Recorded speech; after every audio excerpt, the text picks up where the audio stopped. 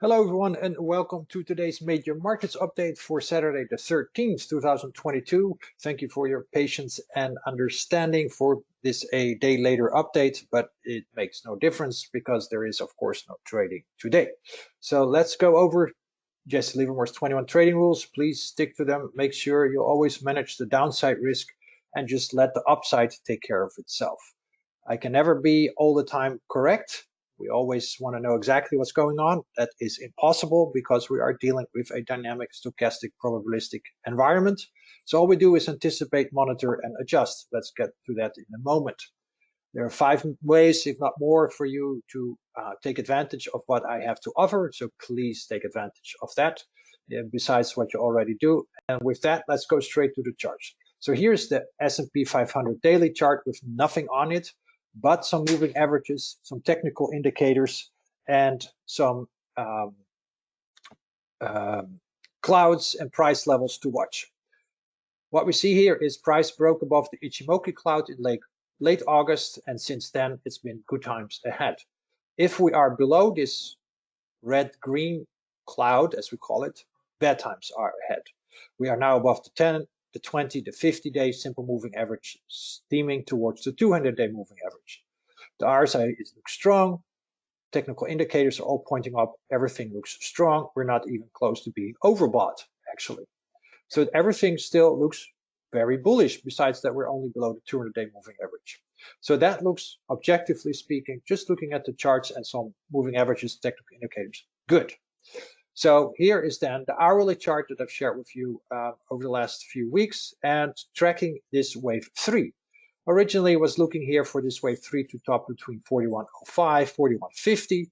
We did get a local top in place, and then the market decided to subdivide higher. Subdivisions can never be known beforehand. It's impossible, okay? What we do is simply anticipate it, where should it top, and we get the top in this zone, and then we break out higher. From a trading perspective, you simply buy the breakout. Or you raise your stops, or you take some chips off the table and raise your stops, whatever is your preferred scenario. We got a bottom here on Tuesday, and since then the market has rallied. I have adjusted the wave count to show it as a 3-4 in gray and now in 5 of 3. Ideally, we should top between 42.70 and about 43.43. We are already at 42.80. So I still think we can move a little bit higher. Then we're still waiting for this elusive wave 4 pullback. Hasn't materialized yet. The higher we go, of course, the higher this wave 4 question mark level will be. Why question mark? Because we don't know if we're going to get a wave 5 or not. I prefer to count it as a wave 5 eventually. That'd be great, but not necessarily going to happen. If we're going to break below 41.05, then I think we have to anticipate a larger pullback to potentially 3900 for a B wave instead. Then all we got was an A wave, a B wave, and another C wave to go. So here is the bullish wave count with a wave 3 top early this year, a wave 4 bottom in June, and now we're starting to rally strongly for a wave 1 of 5. For that to happen, we have to have the S&P 500 stay above 3250, achieved. Rally above 4170, achieved. And now we need to get over 4700, not yet achieved, but 2 out of 3. So this wave count is still valid. The other wave count is that we are now in this wave A, going to get the wave B and the wave C.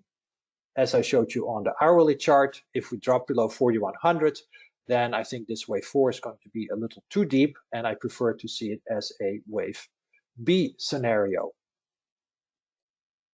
to about 3900, and then a wave C into the 4500. Let's make it 4600 plus or minus 100 target zone. So we can raise it a little bit because we're seeing to move higher.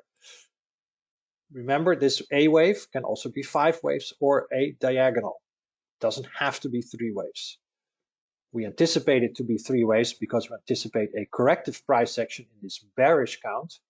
But of course, that can also be a leading diagonal or a impulse, a 5-3-5 pattern. That's why I label it on the hourly chart as a 1A. If we get 5 waves higher, it can be wave 1 of the impulse to new all-time highs, or wave A, and then we're going to get wave B, and then another wave C. I prefer to look higher, short to intermediate term, for even either the bullish wave count or the bearish, both are pointing higher eventually. Yes, we'll get the pullback. Now we simply have to see how this pullback is going to develop to distinguish between this ABC setup and this 1, 2, 3, 4, 5 setup. So we haven't even done green wave 4 in this setup yet. Okay, please keep that in mind. What we do have so far is a 1, 2, 1, 2, 3, 4, 3 underway, and then 4 and 5 question mark. So still early days. Please keep that in mind. We haven't seen wave 4 and 5 yet. And even that doesn't tell us necessarily that new all-time highs are all but a guarantee. Dow Jones has now reached 161.8% extension. We got this nice little pullback for the wave 4, and we should now be in wave 5 of 3/C. The potential negative divergence that was on the chart has been erased, so we can take that away. And it looks like we can still move higher, and we get a wave extension on our hands. Again, wave extensions are always possible. They cannot be known beforehand.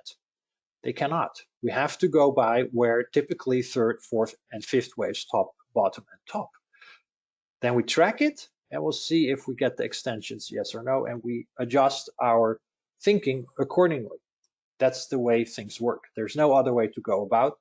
But again, we're right in this target zone. Things are moving along in an impulse fashion. Upside surprises, downside disappointments. Here is the adjusted wave count for the NASDAQ100. Once we broke back above the 161.8% extension, we failed to break below 12,900. We now have to look higher for this 3, 4, and 5 pattern. That's the ideal path. But at any given time, back below 12,900, and then all we have is a wave that consists of 3 waves, another B wave to about 12,100, and then another rally. Okay, those are the 2 paths I'm looking for. Let me put that on the chart for you. So we have the green path, and we also have, of course, the red path. The red path is very crude, so to say. Devil will always be in the details, but those are the 2 main paths, green path versus red path. Both of them eventually point higher. So it's just a matter of how we're going to get there. Remember the diagonal here. We had this diagonal, we broke above it, we held above it, and we rallied. The diagonal points to 15,300. Back then I said we need to break above 12,100 to target 12,900 based on simple symmetry. Achieved, and I think we're on our way to 15,300. There's nothing yet to tell me it's not going to happen. That is the technical breakout level, just as we did in April or March of this year. We had this smaller diagonal. Price will go back to the beginning of that diagonal, which was again around 15,300. Now we even have a much larger diagonal, which took about 6-7 months to complete. So it's quite logical to assume that we're also going to get a multi-month counter trend rally at the minimum, if not, of course, an entirely new bull market. This is the yearly chart of the NASDAQ100. It does suggest that we do need to see a higher high, a new all-time high, to complete the impulse that started in 2001. Same here for the S&P 500. If we ignore this flat year, then the S&P 500 is up 5 waves since the cycle 4 low in 2009, and then super cycle 3 is completed.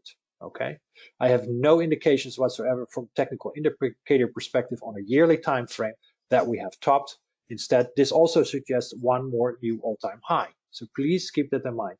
And the yearly candlestick chart is essentially 99% correct from an Elliott Wave perspective. Same here for the NASDAQ 100. Moving on to the semiconductors. Semiconductors start to suggest that the alternative wave count is the correct count. We did go below the ideal wave 4 target zone, not on a closing basis. We definitely stepped a little bit lower than I originally thought we would do. Again, this is your anticipation. So that's why I said it's most likely not a wave 4 anymore. But the current rally, if it doesn't stall quickly, suggests that we are more in a wave 5. It doesn't have to go that high, as I've shown here. We can stall here, and then we potentially have wave 1A here. Okay, so then we have wave 1, wave 2, 1, 2, 3, 4, and that would then be wave 5. Okay, so then we're going to do this here. Please follow along nicely on the screen. is wave 5, okay? And then this is, of course, 3. Do it this way. And this is, of course, then also 3. This is 4. I have a subdividing wave 3. And then this is, of course, then 4. And we are now in wave 5. We would get nice double negative divergence, a typical, I would say, 3-4 pattern on the MACD as well. So it wouldn't surprise me if this wave count eventually is correct. There's always a little bit of trick once we start wrapping up the last 4th and 5th waves, which one is the exact 4th wave and the exact 5th wave. I knew back when we bottomed here earlier this week that we would get the counter trend rally. So far so good, but I think it's getting a little bit too strong and too high to suggest that it's an ABC. So let's go with this path for now. And then we'll drop back once again to this support zone. I would say probably somewhere here for wave 2/B, and then it's off to the races. Okay, so that is now the preferred path, and then we'll see this. So now you can see how one has to adjust according to the price section. One has thinking here on this looks like 3, 4, and 5, but the market reserves the right to turn that into a subdividing wave 3. Semiconductors yearly chart also suggests we should at least see one bigger rally to new all-time highs based on yearly reversal candles. So it does suggest also on the daily chart that this was primary 4, potentially major 4. It's a little bit potato on how you label the 2000 high. That could be cycle 1, cycle 2, and then this is primary 1, primary 2, major 1, major 2, major 3, major 4, primary 3, primary 4. It's simply how you label things at the beginning. The label doesn't really matter. What matters is that that was then a potential 4th wave low, and that we are then in a new 5th wave higher. If we get a impulse higher, of course, it favors the bulls longer term because markets trend impulsively higher longer term. IWM, look at the trend as your friend chart. We went fully red here in April, May, June, even July, fully red to now fully green. The trend has completely changed. So this is a very simple chart that tells you the trend is now your friend. We are in a bull trend, 100%. The wave count starts to look bullish. I had adjusted the wave count to a 3, 4, 5. Looks like this wave 5 is now subdividing higher as well, which is good. Upside surprises are bullish, period. We had the breakout here in late July. It held and we moved higher. Here you can see what one expects based on standard Fibonacci-based impulse patterns. Again, the market reserves the right to not follow this at all. And it's not doing it, it's extending. That's fine. This is your framework you start with. Wave 3 should top here, wave 4 should bottom here, and then a wave 5. It's not following this path, it's taking a different path, in this case, a more bullish path. That's bullish, simple. So 1, 2, 1, 2, 1, 2, 3, 4, 3, 4, 3, 4, 5 is my preferred path going forward. We need to break below 187 to suggest something else is going on. Also, the yearly chart for the IWM tells us that we should look for a new all-time high. The monthly chart has a much deeper than anticipated wave 4. Ideally, we should have bottomed here between 190 and 200 for wave 4 on the IWM. Again, the market reserves the right to do something else as long as wave 1 and wave 4 don't overlap. And this looks so far like a strong candle. Extreme oversold conditions that often lead to strong market rallies based on prior price action. And then this wave 5 should go to 250, 270. Still wouldn't surprise me if that's the case. I'm still missing a 5th wave on the IWM. Bullish percent index for the S&P 500 looks strong. We're at 80% of all the stocks in the S&P 500 are on a buy signal. Let's look at the advanced declining line for the NYSE. It broke above resistance here in July, and now it broke above resistance, even bigger resistance here in August, and breakouts are bullish. So this is a bullish reversal. Now we need to get back above this resistance level here, and it also supports more upside. It's bullish. New lows looks also good, quite benign for the NYSE. NASDAQ a little bit high, but we've been quite low for quite some time, longer than at any time this whole year. So this also suggests more upside. McClellan oscillator for the S&P 500 is once again almost at 100. So we've had several high readings over the last few weeks. You zoom in here, you can see here we had almost 100 in late July, again over almost 80, and again a very strong reading. Once you get very strong readings, also please remember the market may need some time to back off. If you add the McClellan oscillator to each and every reading of the previous day, you get the summation index. It's been on a buy since mid-July. It remains on a buy. It's very overbought, so we might get some headwind and a pullback, but everything is still on a buy.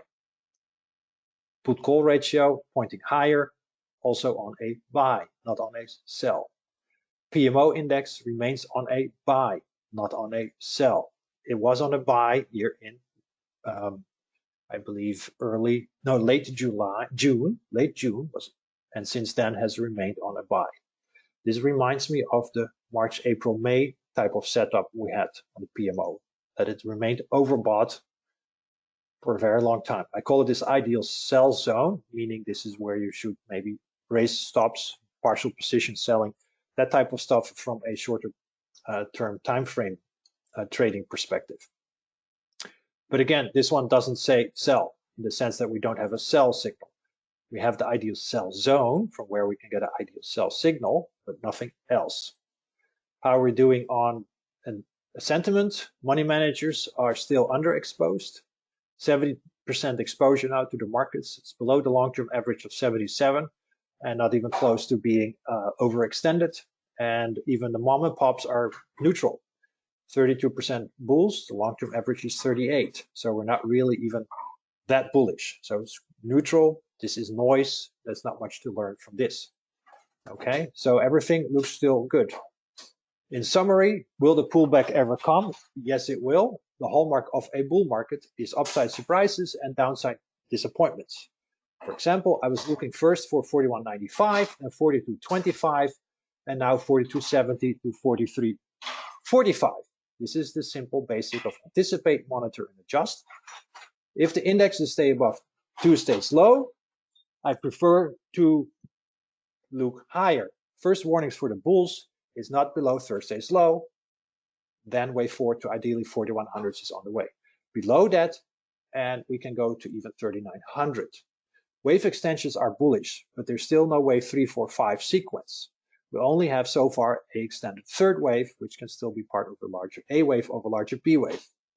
But most big picture charts do ask for a new all-time high with the yearly candlestick charts. Market breadth remains strong. All indicators are on a buy. There's no real exhaustion, so it's still a broad-based rally. Sentiment is neutral to slightly bullish at best, so we don't have a real contrarian extreme signal. Last but not least, ETF and Secret Service trade alerts are really killing it. If you want to join, please do so. We're really making good money on very simple trade alerts that tell you when to buy, when to sell, when to hold, where to place your stops. If anything, it really teaches you the discipline of trading, because otherwise you will lose your money if you don't have those stops in place and don't have the discipline. And that's the last thing I want, because in the end, I will always get the blame. But I can't make you trade anything. So please consider it. I want to make sure we all are making money, be it the easy way, your way, whatever way, as long as you're making it. That's the whole point of this subscription, to help you out. So there you have it. Will the pullback ever come? Yes, it should. So with that, thank you so much for listening. Take care, trade safe, and I'll see you all next week. Bye.